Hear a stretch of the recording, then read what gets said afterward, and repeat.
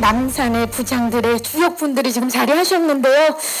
자, 어마어마한 카리스마가 느껴지지 않으십니까, 여러분? 남산의 부장들 1979년 대한민국 대통령 암살 사건 실화와 동아일보 연재된 논픽션 베스트셀러를 기반으로 하여 그야말로 뜨거운 관심을 받고 있는데요.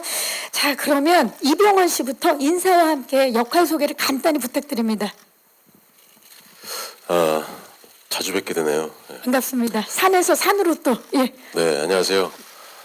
오늘 추운 날씨에도 이렇게 많은 분들 와주셔서 감사드립니다. 남산의 부장들에서 저는 이인자 김규평 역을 맡았습니다. 반갑습니다. 컷돈 씨. 네, 정말 이런저런 오랜만인데요. 만나서 반갑고요. 저는 전 이인자, 대한민국의 내부를 고발하게 된 박은곽 역할을 맡은 곽도원입니다. 반갑습니다. 반갑습니다. 이준 씨. 네, 저는 각하는 국가다라는 충성심으로 각하에게 온몸을 바쳐 충성하는 경호실장 곽상천 역을 맡았습니다. 네, 배우 이희준입니다. 반갑습니다. 안녕하세요. 감독님. 예, 안녕하세요. 남산의 부장들 감독 웅료입니다. 예, 반갑습니다. 반갑습니다. 자, 오늘 입장하시기 전에 저희가 두 개의 영상을 함께 봤는데 지금 그 영상을 통해서 이 부장들의 치열한 관계를 확인할 수 있었습니다. 이병헌 씨, 남산의 부장들 시나리오 읽고 어떠셨는지 궁금해요. 출연을 결심하시게 된 이유가 있으실 텐데. 일단 굉장히 좀 뜨거웠어요. 시나리오를 다 읽고 마음이 굉장히 뜨거워진 걸 느꼈고 실제 있었던 이야기를 바탕으로 한 이야기지만 굉장히 장르적으로 아주 세련된 누아르라고 생각이 들었어요. 그래서 꼭 하고 싶다라는 생각이 들었죠. 세련된 루아르.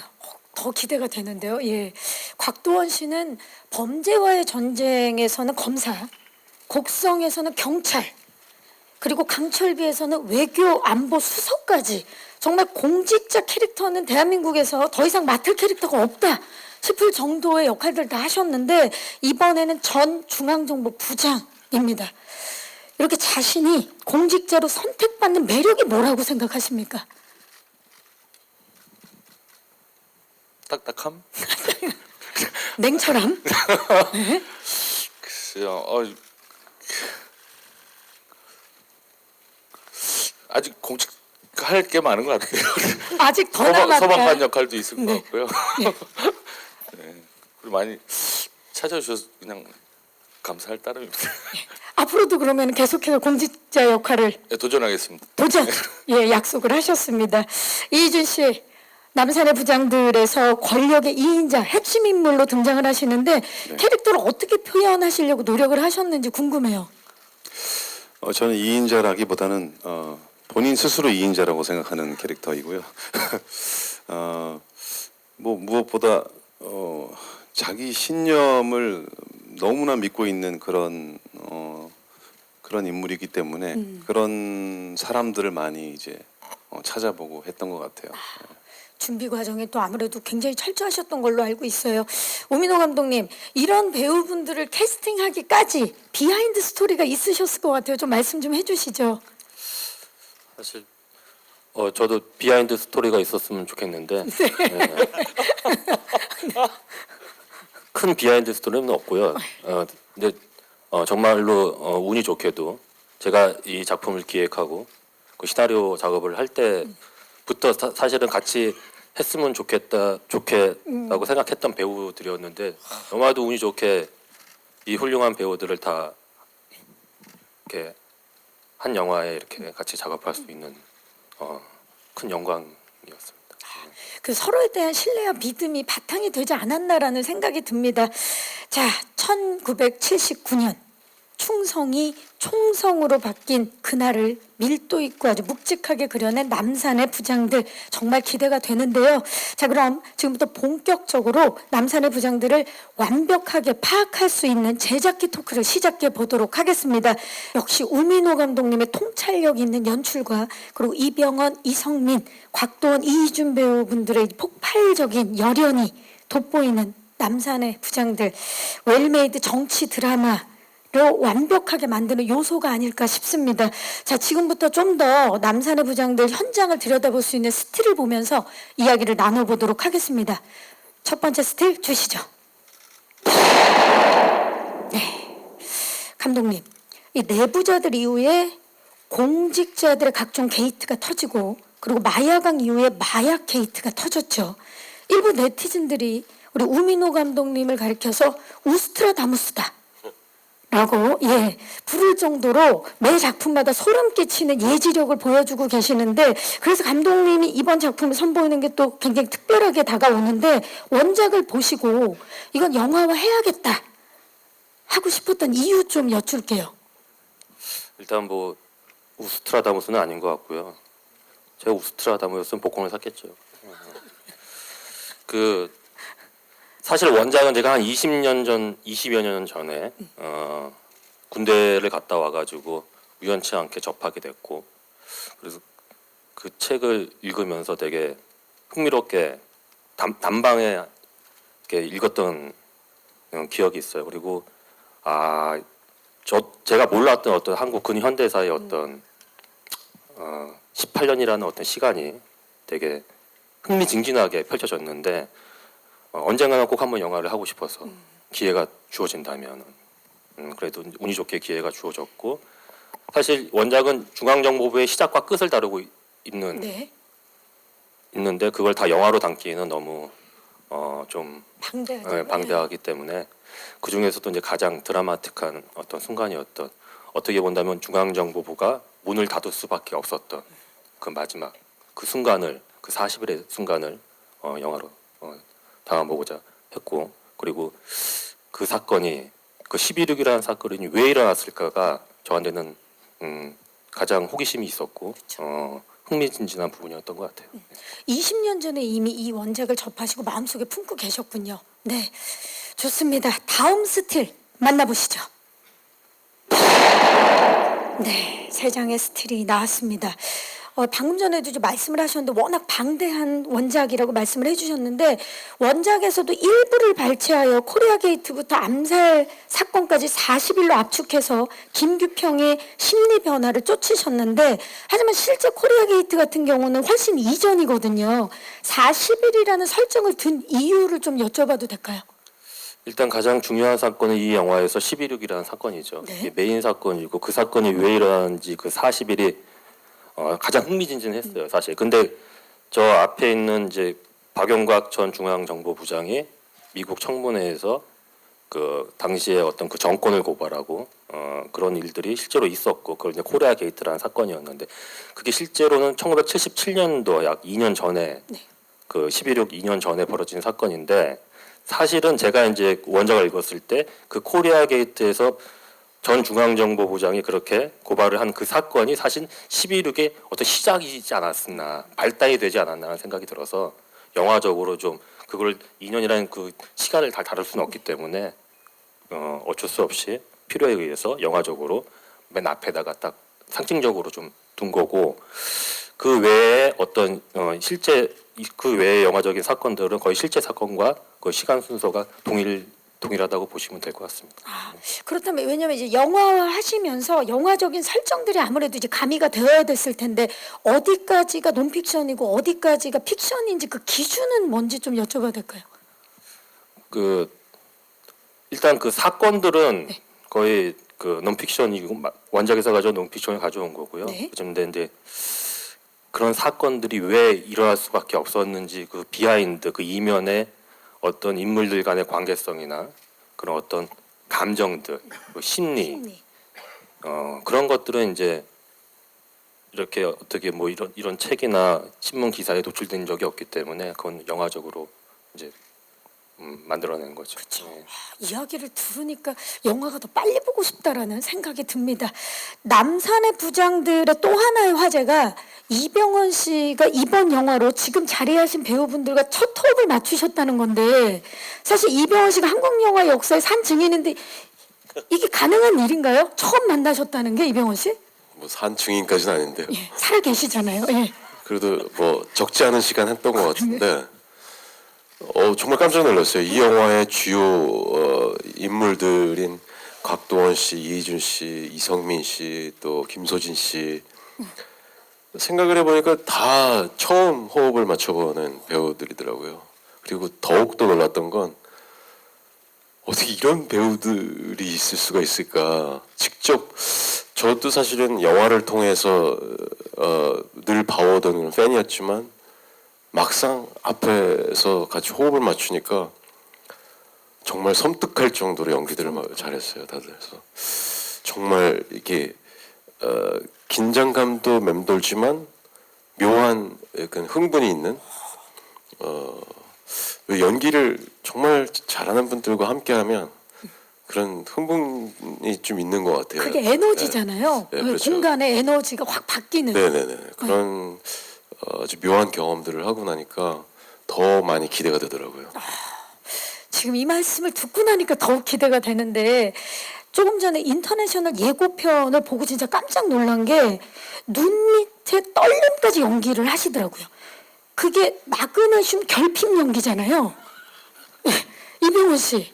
그 진짜 대단하다라는 생각이 드는 게 김규평의 이 심리 변화를 쫓다 보니까 눈빛 리액션 그리고 얼굴에서 오는 감정 변화를 표현을 하신 건데 쉽지 않았을 것 같아요.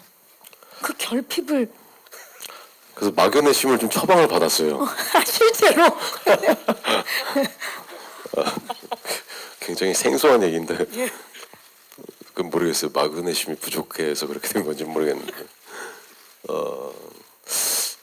이 영화에서 보여지는 감정들이라는 게 사실 아주 사실 그 안을 들여다보면 굉장히 극단적인 감정들이지만 표현은 굉장히 많이 자제되는 그런 감정들이 많아요. 그래서 그게 그런 식으로 표현이 됐던 것 같아요. 진짜 이 심리 변화, 심리 묘사를 이병헌 씨만의 모습으로 또 너무나 잘 해내신 것 같아서 기대가 됩니다. 곽도원 씨 현장에서 늘 시나리오를 놓지 않는 시나리오 착분 연기를 보여주셨는데 시나리오를 손에서 놓지 못한 이유 여쭤봐도 될까요? 그게 못 외워서. 아, 지금 이병헌 씨가 옆에서 못 외워서라고 그러는데 농담으로 예. 더 열심히 외워야 되고요. 그리고 일단 시나리오를 몸으로 표현하는 게 저희 직업이잖아요. 그렇죠. 시나리오 안에 그 연기에 답이 다 있다고 생각을 해요. 그리고 우리가 수험장에 시험을 보러 가면 마지막 한 순간까지 요약 정리한 거를 보듯이 시나리오에도 시나리오 대사 외에도 많은 요약 정리가 감독님하고 나눴던 대화들이 많이 써 있거든요.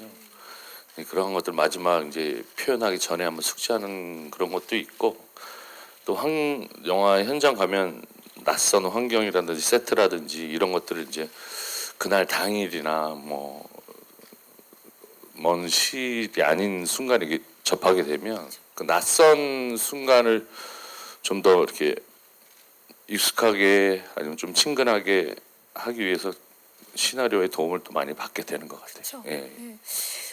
그런 노력 때문일까요? 이병헌 씨가 곽도원 씨와 함께한 연기는 마치 탁구를 치는 것 같았다라고 표현을 하셨어요.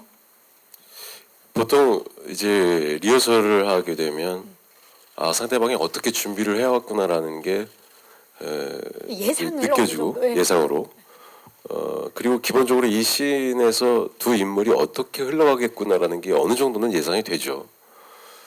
근데 곽도원 씨의 경우에는 왜 정말 빠른 스피드로 이 서브가 들어올지 아주 깎아서 칠지 정말 예상할 수 없는 그런 아주 그 변수들을 많이 보여주더라고요. 그래서 어떤 느낌을 받았냐면 정말 자기를 저 상황 속에 혹은 이 감정 속에 그냥 던져놓는구나라는 생각이 들었어요.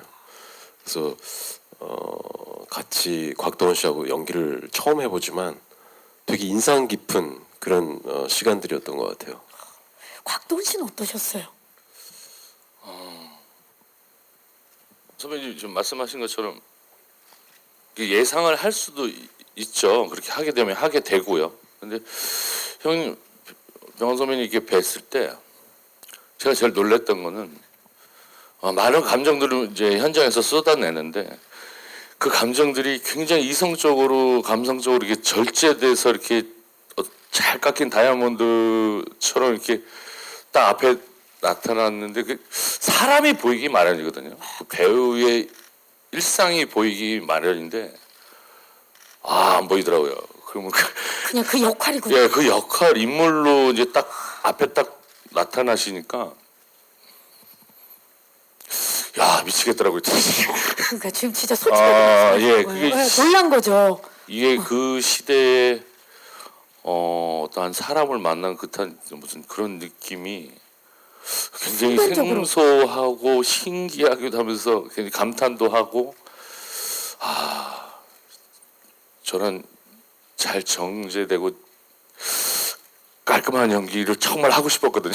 저는 평생 근데 많이 배웠던 것 같습니다. 예. 좋습니다. 정말 그 현장이 어떤 분위기였는지가 너무나 느껴지는 그런 대답이었습니다. 그리고 또 한 분 놀라운 분이 여기 계시죠. 이희준 씨. 우리 이희준 씨는 우민호 감독님과 마야강에 이어서 두 번째 작품인데 이번 남산의 부장들의 곽 실장을 연기하면서 혹시 이민호 감독님이 특별히 디렉팅을 주신 게 있나요? 이희준 씨? 먼저 마야광 때 제 마지막 촬영 때 부산이어서 이제 올라가려고 하는데 감독님이 끝나고 맥주 한잔 해. 예? 그래서 맥주를 사주시더니 남산의 부장들이라고 있는데 다음에 할 건데 같이 해. 그러더라고요. 그래서 그리고 한 달 뒤에 바로 대본을 봤던 거예요. 네. 그래서 너무너무 좋았었고 감독님이 차를 실제 원래 이제 그 원래 실화에 있었던 인물은? 그분이 좀 덩치가 있으셔서 감독님한테 감독님이 이제 그냥 희준 씨 연기로 하면 된다 그랬는데 저도 보니까 찌면 좋을 것 같은 거예요. 그래서 감독님한테 말씀드리니까 아니 나는 강요는 안 한다. 하지만 찌면 좋겠지라고 이제 하셔서 부담 주고 싶진 않다. 네, 찍으라는 얘기죠. 그러나 찌우면 좋다. 예. 찌면 좋겠지. 근데 연기를 해도 돼 희준 씨는. 그래서 찌울 수밖에 없었습니다. 이게 감량만큼 힘든 게 증량인데 25kg를 증량하셨어요. 네, 그 식단은 이제 자는 거 외에 계속 먹는다. 근데 더 놀라운 건 오늘 제작 보고에 다시 원래 모습으로 돌아왔다는 게 지금 더 놀랍지 않은가 싶어요. 대단합니다, 이희준 씨. 우민호 감독님, 이병헌 씨와는 내부자들에서 그리고 이희준 씨와는 마야강을 함께 하셨고 곽도원 씨와는 또 처음 작업을 하셨는데 세 배우의 개성과 매력이 다르잖아요. 현장에서 어떠셨나요? 일단 뭐 이병헌 선배님 같은 건 말이 필요 없는 정말 배우시죠. 그리고 내부자들 때 이제 한 번 경험이 있었고 이제 두 번째인데 물론 좀 첫 번째보다는 좀 편한 게 좀 없었다고 말할 수는 없고요. 있지만은 저는 내부자들보다 더 치열하게 작품을 했던 것 같아요. 또 현장에서 더 이야기도 많이 하고 그리고 워낙에 또 아까 말씀하셨지만은 되게 이게 막 내부자들의 어떤 안상구처럼 되게 막 감정을 솔직하게 표현하는 그런 캐릭터가 아니고 되게 절제하는. 계속 수렴하고 절제하고 안으로 그러면서도 보는 사람으로 하여금 그 사람이 지금 어떤 혼란 속에 있는지를 느끼게 해줘야 되니까는 그런 연기들이 이제 되게 쉽지가 않으셨을 텐데 그걸 너무나도 훌륭하게 해주셨고 그리고 사실 내부자들에서 너무 많은 모습 헤어스타일로 나오셨잖아요. 그렇죠. 그래서 잊을 수 없죠. 저도 이번에 어떤 모습으로 또 다르게 변신하실까 생각했는데 처음에 딱 완전 다른 배우로 그리고 솔직히 이런 말씀을 제가 선배님한테 들었는지 안 들었는지 모르겠는데 맨 처음 캐스팅 제안을 제가 했을 때 네. 저는 솔직히 이제 이병헌 선배님이 이 역할을 안 하면은 이 작품을 접으려고 했어요. 그 정도로 그 정도로 네. 이제 이거는 이병헌 배우가 하지 않으면은 이 작품은 안 된다. 안 된다는 너무나 다행히도 이제 같이 할 수 있어서 혹시 알고 계셨나요, 이병헌 씨?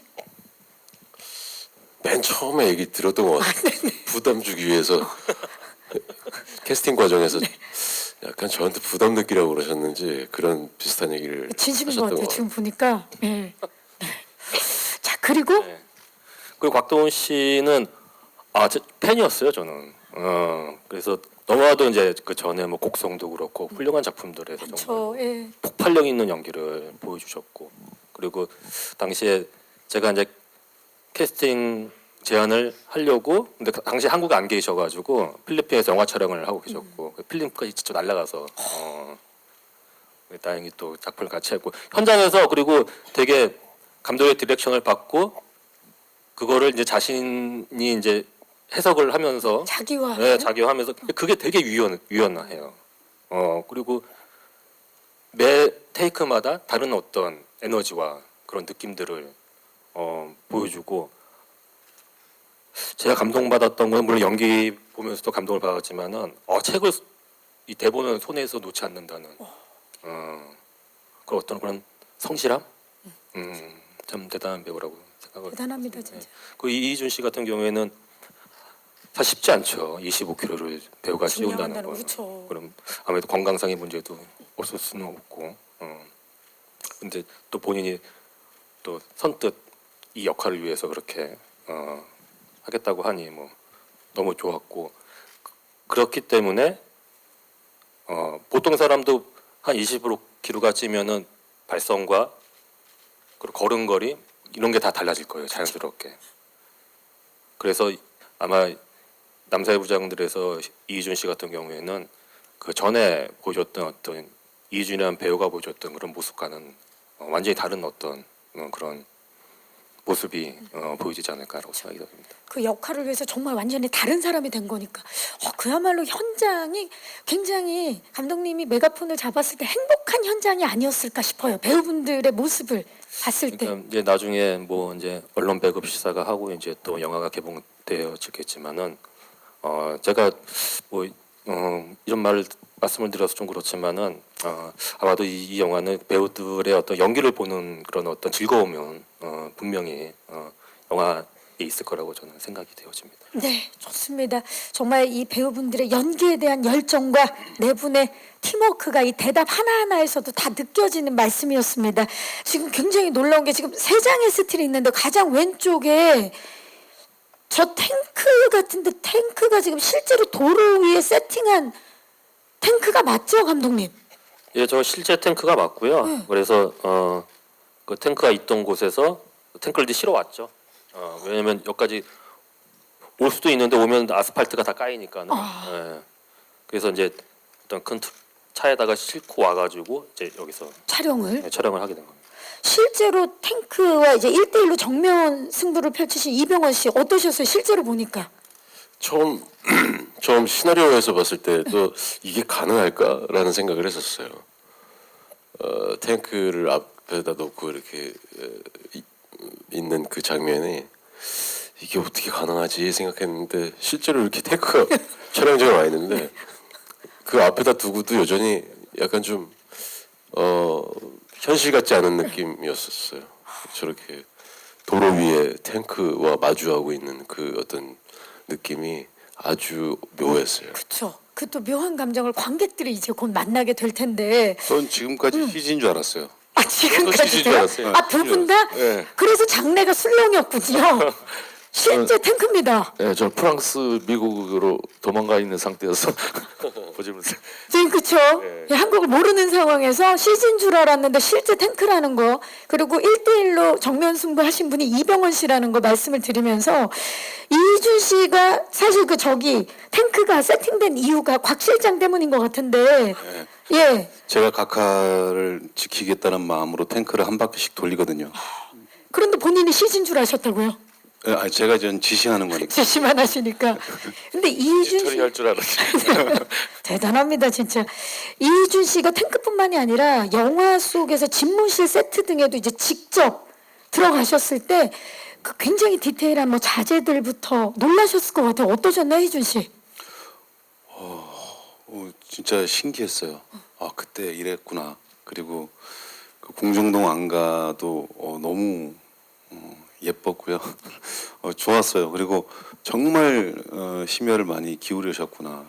지나가는 복도 하나하나까지 다 만드셨거든요. 그래서 되게 놀랐습니다. 그 고생이 얼마나 많았을까 싶기도 그렇죠. 하고요. 예. 미술팀이 정말 복도부터 뭐 마감재까지 모든 걸 완벽하게 소화해내셨는데, 자, 국내에 이분들이 계셨다면 국외에 곽도원 씨 지금 보니까 미국 워싱턴 그리고 프랑스 파리 등에서 현지 로케이션 촬영을 하셨는데, 예. 지금 저기 사진에 있는 스틸에 있는 게 워싱턴 기념탑 맞죠? 실제 기념탑. 네, 맞습니다. 맞고 저 앞이 링컨 기념관이고요. 그 앞 네. 저 호수 물 있는 데가 포레스트 검프. 그 마라톤 뛰던 네, 그 이제 마지막 여자친구 불렀던 그쪽 그 벤치가 예, 있던 예. 거기고. 그곳에서 예, 거기고 그리고 프랑스의 방덤문 광장이라는 곳인데 저희가 허가를 저희 정말 안 해준다 그러더라고요. 그리고 프랑스 내 국내 영화 찍으시는 분들도 섭외가 안 되는 장소인데 실제로 저 로케이션이 한국 영화 최초로 허가를 받았다고 예, 합니다. 한국 영화뿐만 아니라 프랑스 프랑스에서도. 국내 영화에서도 미드나잇 파리인가 뭐 그거 말고는 뭐 없는 걸로 저도 알고 있고요. 예, 감사하죠. 뭐 어떠셨어요 촬영하시면서? 메르치 복구 고맙더라. 감사하죠. 갑자기 감사하죠. 예, 예. 프랑스와 미국 로케이션에서 촬영을 저희 하셨는데 실제로 예. 이제 화면에 담겨 있을 것 같은데 저 굉장히 아름답거든요. 야경이. 예. 세계적인 또 야경을 예, 예, 자랑하는 곳이죠. 아, 저 또 한 영화에서 이렇게 다양한 로케이션을 만날 수 있는 건데 이병헌 씨는 사실 워싱턴 촬영을 지금 함께 하셨는데 그 로케이션 촬영을 많이 그동안 하셨잖아요. 근데 이번에 좀 느낌이 남달랐을 것 같아요. 어떠셨나요? 그렇죠. 사실 워싱턴은 두 번째가 오는 거였어요. 근데 이제 촬영으로는 처음 가봤는데 실제 제가 저기서 촬영을 어떤 호텔 그 식당에서 촬영하는 장면이 있는데 두 사람이 촬영 이렇게 대화를 하고 있으면 식사를 하면서 대화를 하고 있으면 가운데 백악관이 보여요. 보이는 네. 그게 CG가 아니고 실제로 백악관이 보이는 곳에서 둘이 이렇게 식사를 하는 그런 장면이 있어요. 그래서 굉장히 실제 우리가 여기 와서 찍는구나라는 걸 그때 피부로 확 느낄 수 있었죠. 이번 영화는 개봉하고 나면 감독님 저 씬은 CG가 아니에요라고 말하기 바쁘실 것 같아요. 굉장히 다 실제로 예, 로케이션 촬영을 하셨다는 말씀을 드리고 싶고요. 특히 이 프랑스 파리 로케이션은 1970년대 시대 배경이 굉장히 돋보인 걸로 알고 있는데 촬영할 때 특별히 중요하게 생각해서 준비하신 것들이 많았을 것 같아요. 감독님 좀 말씀을 해주시죠. 사실 뭐 곽동원 씨도 얘기했지만 저 공간이 사실은 허락을 허가 받기가 받기가, 쉽지 않은 예. 곳이었고 그리고 실제로 역사적으로 저 공간에서 그 큰 사건이 벌어졌고 근데 저 장소가 거의 변한 게 없이 그대로 보존이 다 돼 있더라고요. 그래서 이렇게 그런 어떤 미술적인 세팅이나 그런 거에 있어서 크게 이렇게 힘들지 않게 찍을 수 있었던 것 같아요. 근데 사실 한편으로는 이제 저런 공간에 들어가서 실제 찍으니까 좀 느낌은 조금 다르더라고요. 실제 어떤 역사적인 공간이라고 생각하니까 그 시대의 어떤 시간, 공간 그런 거에 좀 이렇게 느낄 수 있었던 어떤 그런 지점이 저도 있었을 거고 물론 배우들도 있지 않았을까라는 생각이 듭니다. 그렇죠. 관객들에게도 저 공간을 영화에서 보는 건 아마 처음으로 한국 영화에서 만나볼 수 있지 않을까. 그래서 더 의미가 있지 않을까 싶습니다. 자, 그 시대가 고스란히 녹아들어 정말 한 장면 한 장면 놓칠 수 없는 장면들이 모여서 완성된 남산의 부장들입니다. 이야기를 나누면 나눌수록 영화에 대해서 더 궁금증이 커지는데 저의 질문은 여기까지만 하고요. 이제 마이크를 오늘 와주신 기자님들께 넘겨보도록 하겠습니다. 남산의 부장들에 대해서 궁금한 점들 많으실 텐데 질문 있으신 기자님들 손을 들어주시면 네, 벌써 들어주셨네요. 마이크 금방 전달할게요. 기자님 잠시만요. 네, 지금 중앙에 살짝 왼쪽입니다. 안녕하세요. 예, 안녕하세요. 저는 뉴시스의 신효령이라고 하고요. 네. 새 배우님께 질문을 드리려고 합니다. 사실 실제 있었던 어떤 역사적 사건을 연기하는 거는 실존 인물의 감정을 잘 그 당시에 그러니까 겪어보지 않은 일이기 때문에 조금 고충이 있을 거라고 생각이 드는데요. 좀 이번 작품 하시면서 연기적으로 어떤 고충이 있으셨는지 그걸 말씀해 주시면 좋겠습니다. 이병헌 씨 어떠셨나요? 지금 말씀하신 것대로 사실은 그 자체가 고충이었어요. 그러니까 실제 사건과 또 실존했었던 인물들에 대한 이야기이기 때문에 모든 것이 조심스러울 수밖에 없고 어떤 의도가 왜곡이 되거나 실제 있었던 일이 왜곡이 되는 상황들에 대해서는 굉장히 많이 경계를 하는 그런 촬영이었고 우리가 이 영화는 근현대사에 있었던 어떤 역사적인 사건을만을 알고 있지 과연 그 당시 그 사람들이 가지고 있는 실제 감정들이라든가 또 관계들에 대해서는 관계들에 대해서 우리가 이 영화에서 좀 더 깊이 보여주는 그런 어떤 의미라고 생각을 했거든요. 그래서 되도록이면 많은 자료들이나 또 증언들, 인터뷰들 이런 것들을 배우들도 계속 공부하면서 계속 이렇게 찾아보면서 그런 식으로 우리가 연기 준비를 좀 했어야 되는 영화가 끝날 때까지 그랬어야 되는 좀 아주 특이한 그런 케이스였던 것 같아요. 네, 곽도원 씨는 어떠셨나요? 고민이 예, 예. 지금 병원 형님께서 말씀하신 게 배우들의 공통적인 가장 핵심 포인트였던 것 같고요. 그리고 그게 그런 부분들이 가장 까다롭게 있었던 일이고 실존했던 인물들이라 또 저 입장 같은 경우에는 자료가 너무 없었어요. 많이 준비를 하시고 시대적인 어떤 느낌은 있었으나 굉장히 자료가 많이 스스로 좀 부족하다는 인물에 대한 자료가 많이 부족하다는 생각이 많았었고 그러면서 그가 쫓기면서 생과 사를 계속 넘나드는 감정의 표현들 이런 것들을 도대체 나는 새도 떨어뜨릴 것 같다는 날 수 있는 그런 권력을 가진 자가 한순간에 쫓겨다니는 삶을 사는 사람은 어떤 고통일까 어떤 느낌일까에 대한 그 표현하는 데 있어서 어디까지 해야 되는 거에 대한 고민을 좀 많이 했던 것 같아요. 그 마지막 제 촬영 마지막 끝나는 순간까지 그랬던 것 같아요. 대단합니다. 자, 외형까지도 그 모습이 됐던 이희준 씨는 어떤 고민이 있었나요? 저도 일단은 그 실제 인물을 바라보는 시각이 또 다양하니까요. 거의 극단적인 양쪽의 그런 자료들을 다 많이 찾아봤던 것 같아요.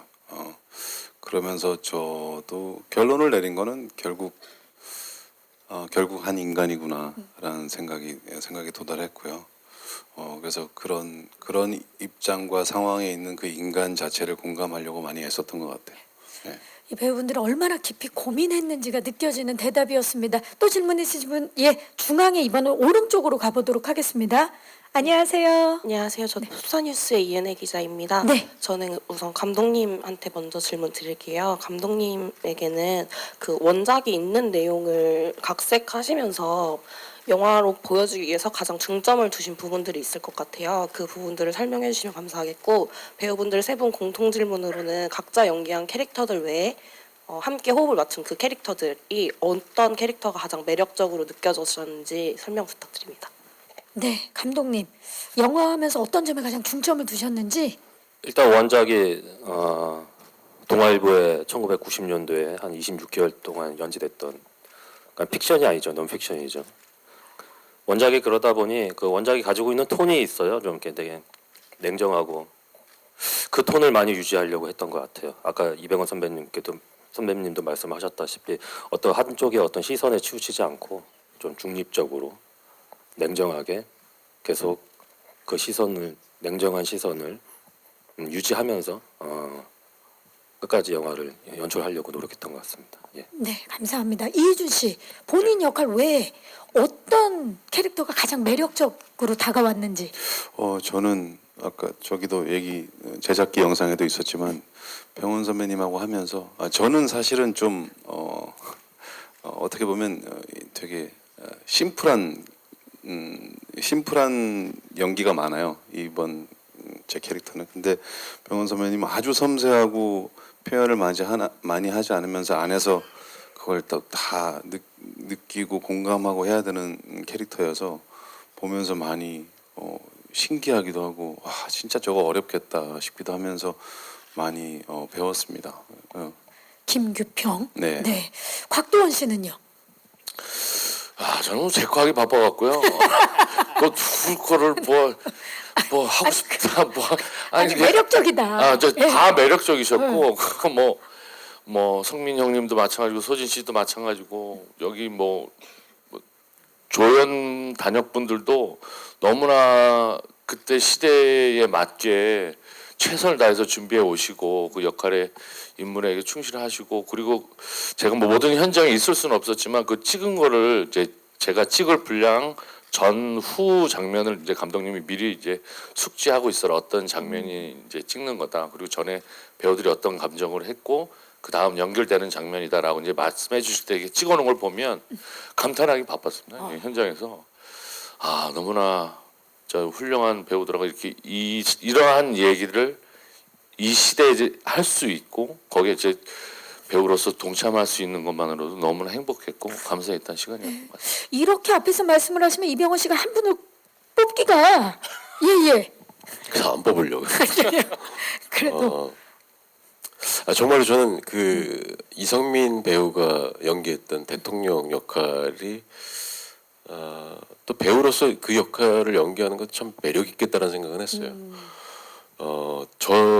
제가 맡았던 역할도 마찬가지지만 그 대통령의 역할 또한 굉장히 그 안에 많은 것들을 가지고 있으면서 바깥으로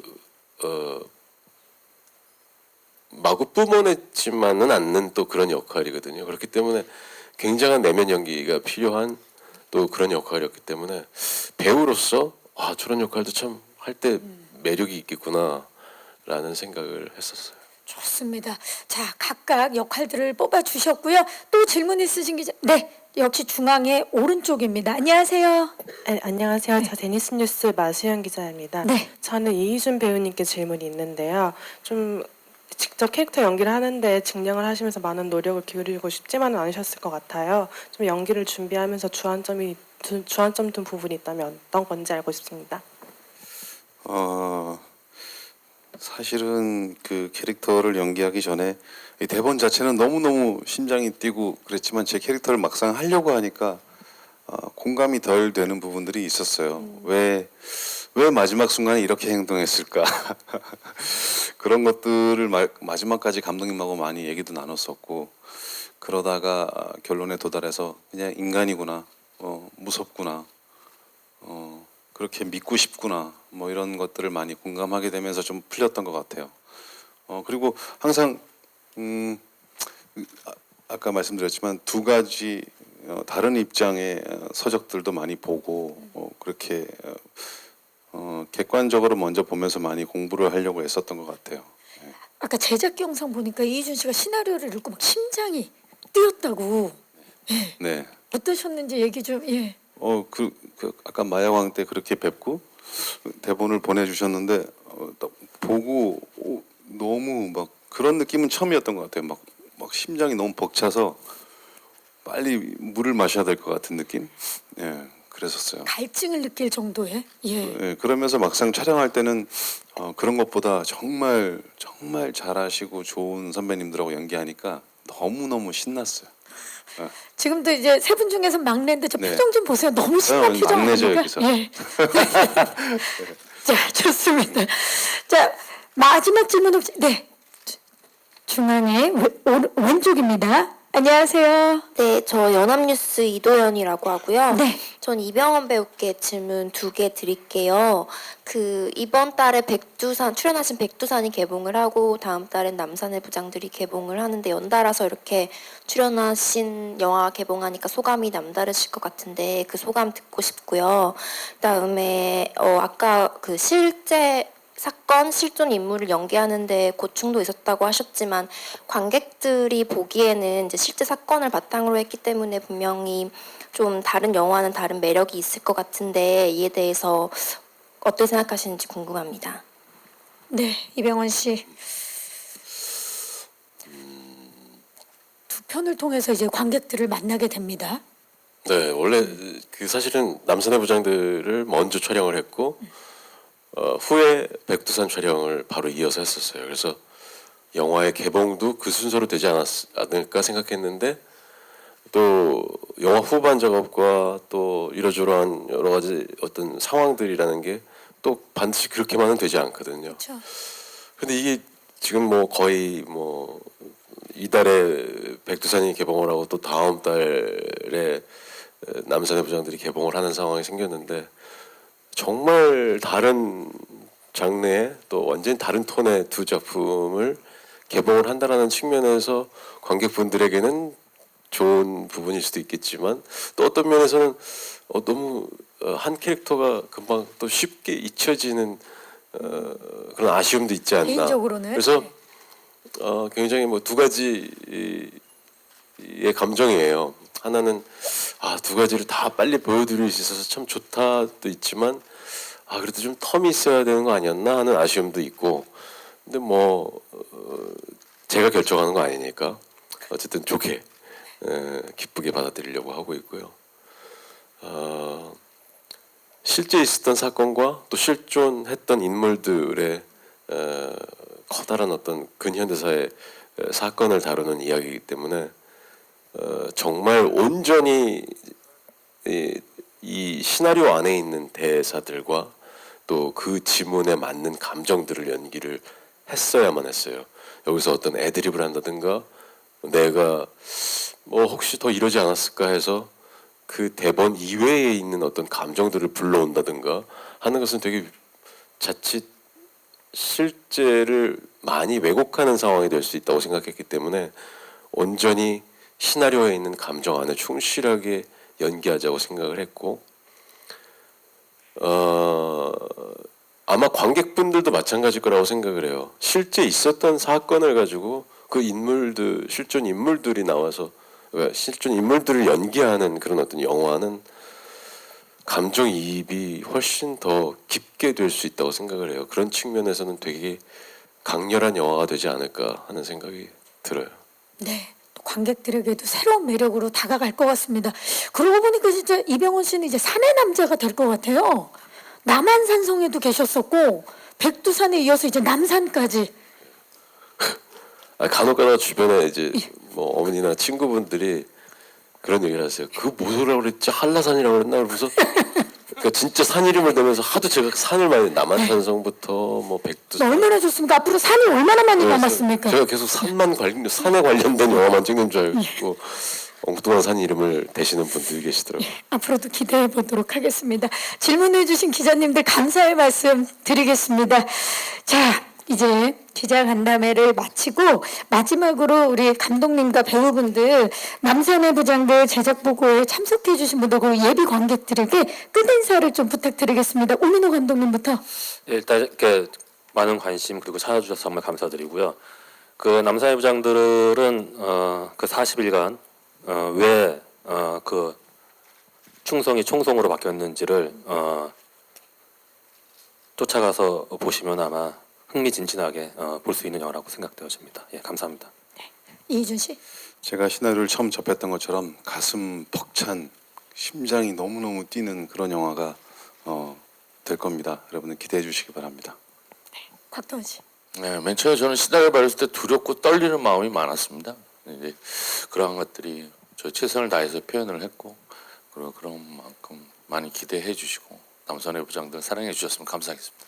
감사합니다. 이병헌 씨. 저희가 몇 달 동안 촬영장에서 느꼈던 그 긴장감을 관객분들이 고스란히 느끼신다면 정말 너무나 훌륭한 영화로 여러분들에게 다가갈 거라고 생각합니다. 많은 분들이 관심 가져주셨으면 좋겠습니다. 감사합니다. 감사합니다. 네.